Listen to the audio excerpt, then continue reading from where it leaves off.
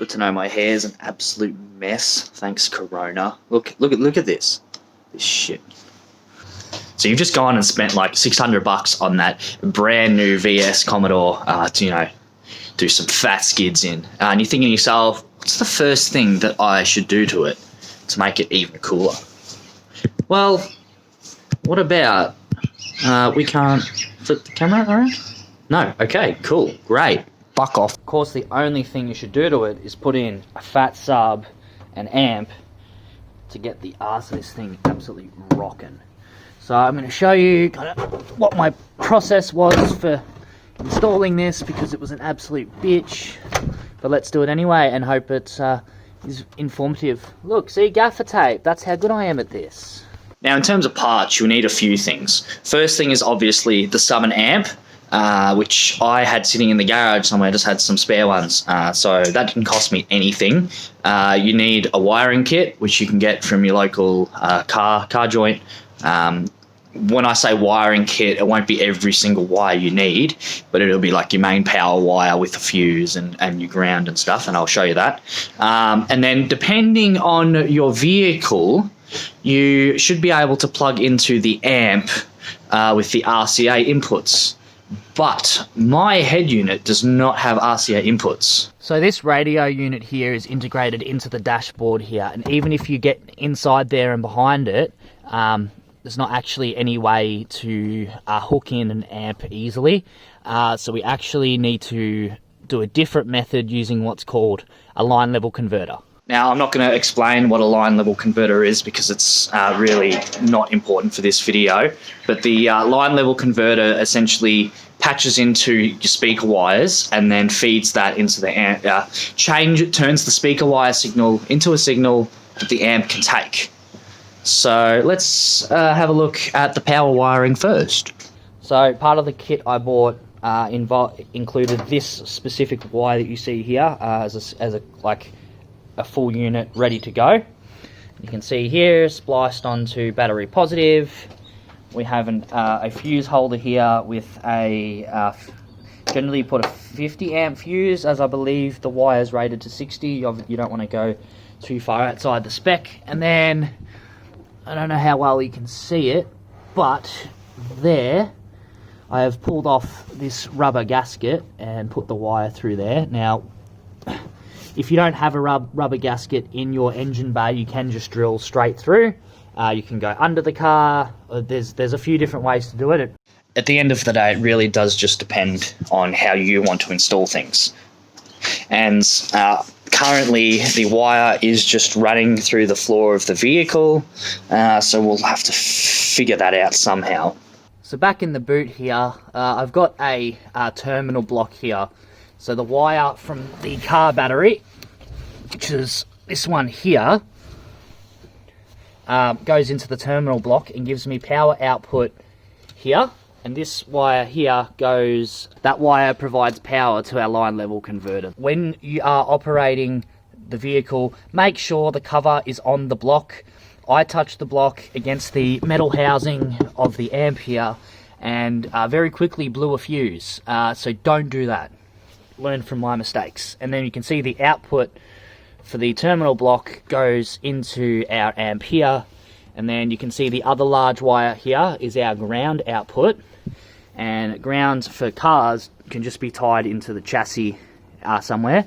And so I just drilled a hole here and just bolted them on, and that seemed to work. And then you can also see here our speaker wires going to our sub. Then you can also see here, this is our RCA cable. If we follow RCA cable, it goes into our line level, technically we'd go out of our line level converter into the amp. So yeah. Two more bitchin' wires here. So we got these two wires here, which tie into this speaker.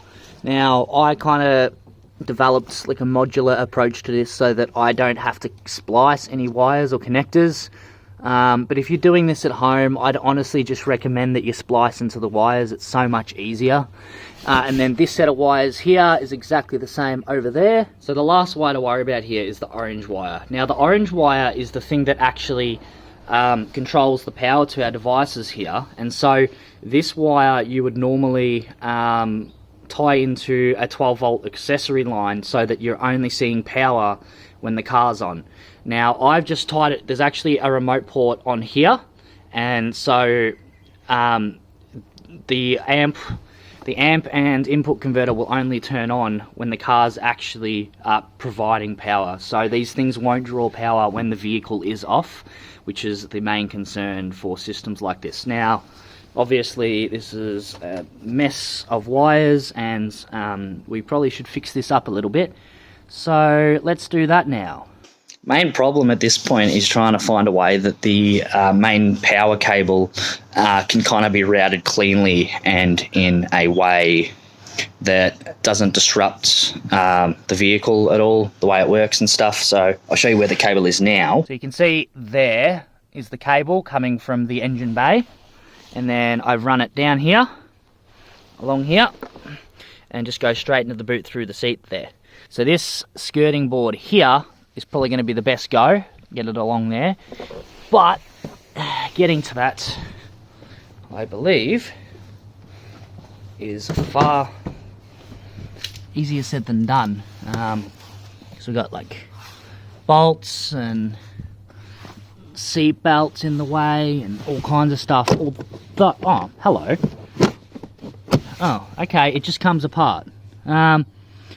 Bear with me, this might be a bit easier than I thought. Always disconnect your power cable when working with it. Always. Don't leave this connected, because that's just stupid. And I don't advocate for that kind of stuff. Disconnect your power cable when working with the car's electronics. It's that simple, just do it. So I pulled the power cable out, ignore this cable and that cable.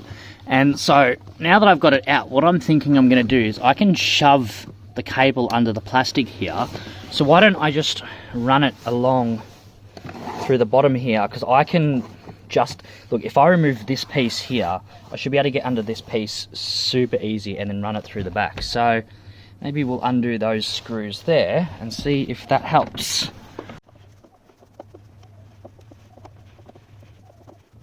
There's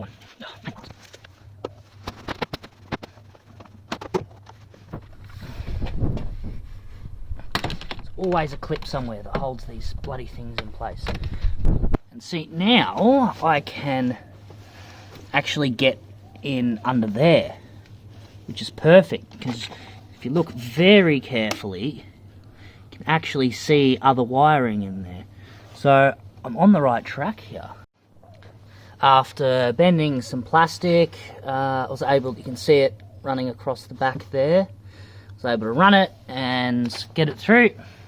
So now the next step is actually trying to run it down there and through to the back without actually wrecking anything. Oh shit, speaking of wrecking, I need new door seals.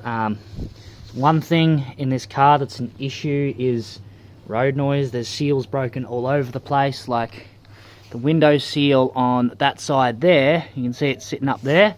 That's gaffer tape. That ain't a real rubber seal. I just gaffer taped it together. You see the door over there? No door handle. This car's got a mishmash of stuff wrong with it. Right. That's not cheap. Ugh. So after about 3 minutes of bending some plastic and stuff, we managed to get it right in there. We passed it through there, unbolted the seal here, shoved it under here, right underneath the seat. Now I went underneath the pivot point for the back seat as well, so the wire shouldn't interfere there. And then we've got it coming out here. We're going to run it under the carpet, and I'm going to grab a drill a really small hole in the carpet and have it come right out here, straight in our terminal block. It's that easy. I would have done this long ago if I had realised it would take me 5 minutes to hide the cable.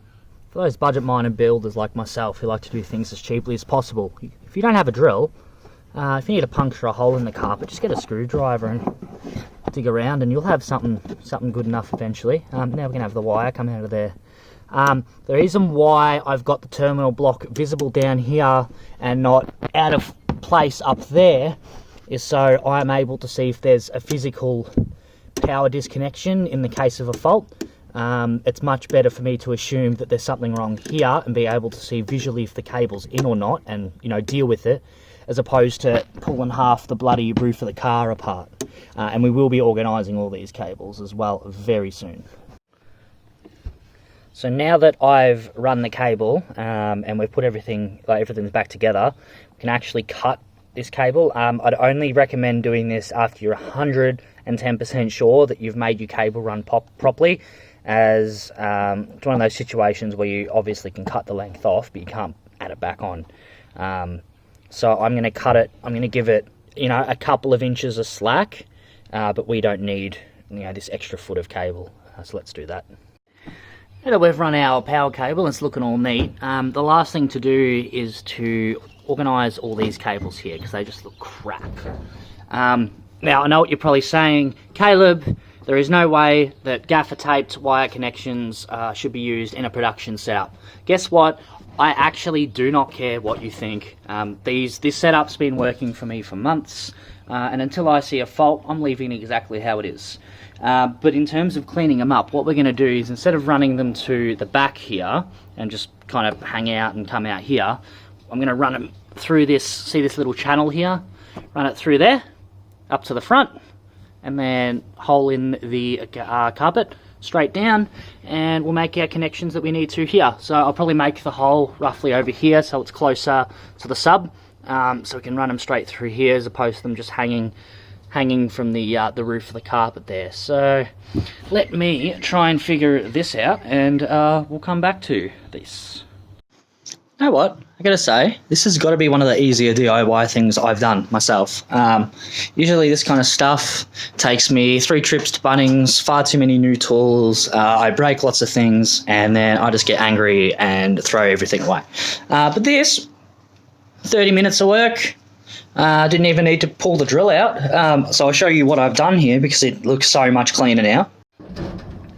Okay, you look at the wires and it doesn't look that much cleaner, but essentially under here, you really can't see, we're running all the cables through a hole in the carpet, run down and make their relevant connections. Now, I know they're not super organised, but this is probably about the best I'm going to get it without like hiding everything under the carpet and through.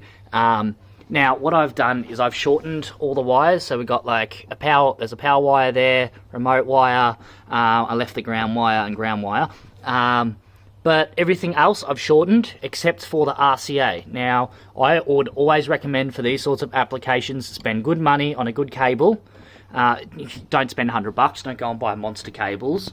But this is, I spent probably 20, 30, 40 bucks on this, and this is better than those dodgy black all black ones you get on eBay and stuff. And I left that just because this isn't designed to be spliced, and I don't know if splicing is going to mess with signal integrity, so I've left it. And now to hide all this, all we do is 1, 2, 2, 2. Remember how I was saying that this was going smoothly? I think we are just going to leave that. Yeah, that ain't go. Oh, wait a second, it's the wire that's in the way. Nope, that's fine, we'll leave that. And now, we have a far cleaner setup that doesn't have wires running through my car. Now it's time for the final test, see if it all works. Got to hook this bad boy back up.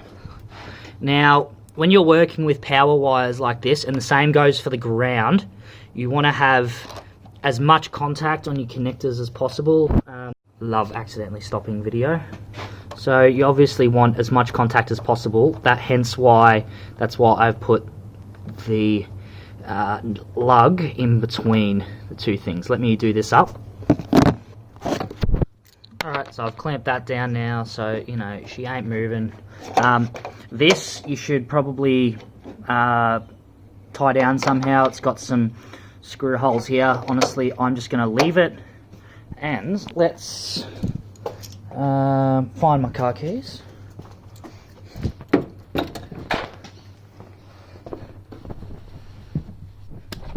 My pocket. Sweet.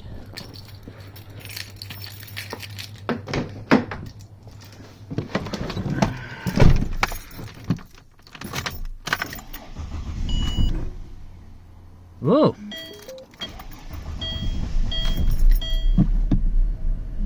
Ooh, that battery was running flat.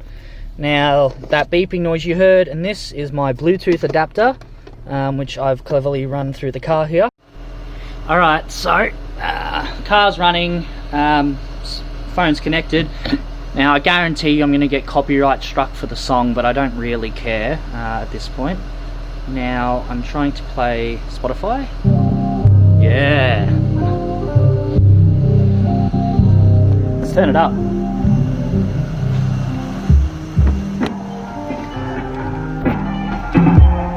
Oh, it's loud. Ready? Let's go. We see that hype house. Right for now. Took it straight from us. Straight to the couch.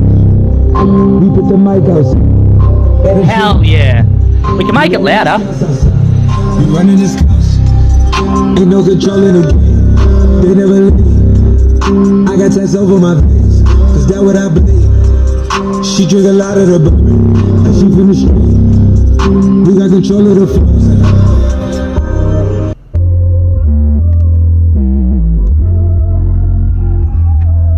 So that's on low bass there. Ready?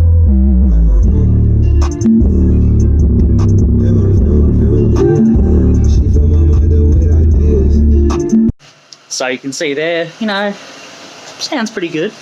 And all up, considering I didn't pay for the sub and amp, the whole setup cost me like $150 or something like that, and you can get some pretty wicked sound out of it. So if you guys want to see more like car DIY stuff, let me know by liking the video and commenting below. Let me know if you liked it or not. I'd love to do more stuff like this where I kind of take a